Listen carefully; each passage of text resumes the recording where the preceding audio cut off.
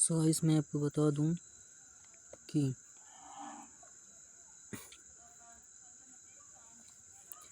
EMI जो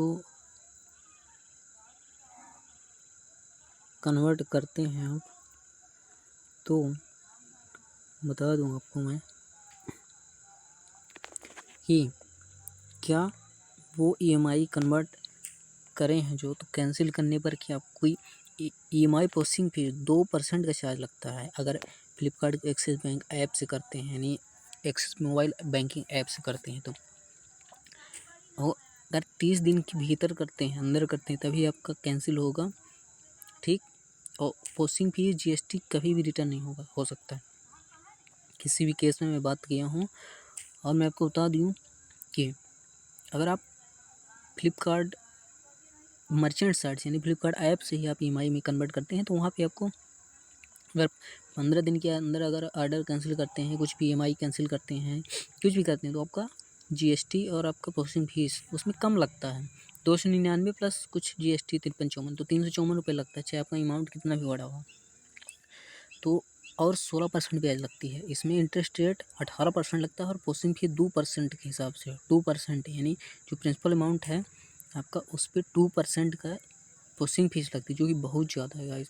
ये 55,067 जैसे है, तो इस पर 1101 वो है और 198.99 यानी प्रोसेसिंग फी, वो जीएसटी लगी है, यानी प्रोसेसिंग फी पे जीएसटी 18%, तो 1300 रुपये जीएसटी लगी है गाइस। मतलब टोटल मिला के, तो मतलब ये कहने का मतलब 18% वो उस पर जो जीएसटी लगी है। तो मैंने बात किया कि अगर आप इसको मैं क्लोज कर सकता हूँ, मैं इसको 48 मंथ्स किया हूँ, इसको कम करना चाहिए मुझे 2 साल के लिए। तो स्टार्टिंग में आपका प्रिंसिपल अमाउंट में बहुत ज़्यादा इंटरेस्ट लगता है। मैं सोच रहा हूँ फोर्स क्लोज इसको कर सकता हूँ बाद में। तो इसका जो मतलब 8,000 जा रहा है 1 साल का, वो जो इंटरेस्ट पे जीएसटी लग गया उसको मिला के 2 साल का 16,000, 3 साल का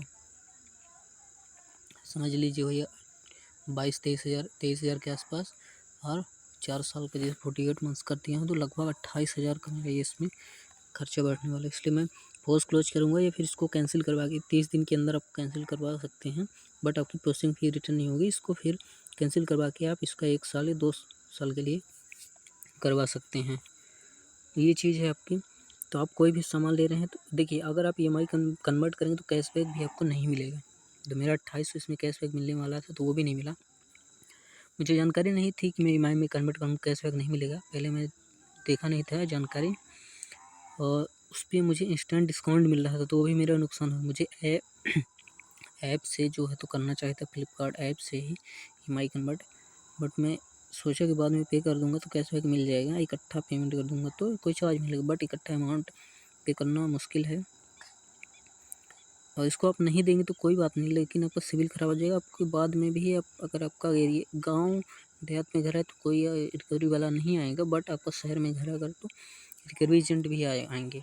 बट अब ये कार्ड और ब्लॉक हो जाएगा, फिर आप यूज़ नहीं कर पाएंगे। अगर इसी से रिलेटेड कोई भी दूसरा भी कार्ड है तो वो भी, उसका भी लिमिट ख़त्म और उसको भी आप यूज़ नहीं करवाएंगे, यानी ख़त्म रास्ता यहाँ से, तो ये प्रॉब्लम हो जाएगी। इसलिए मैं इसको ये सब कर रहा हूँ।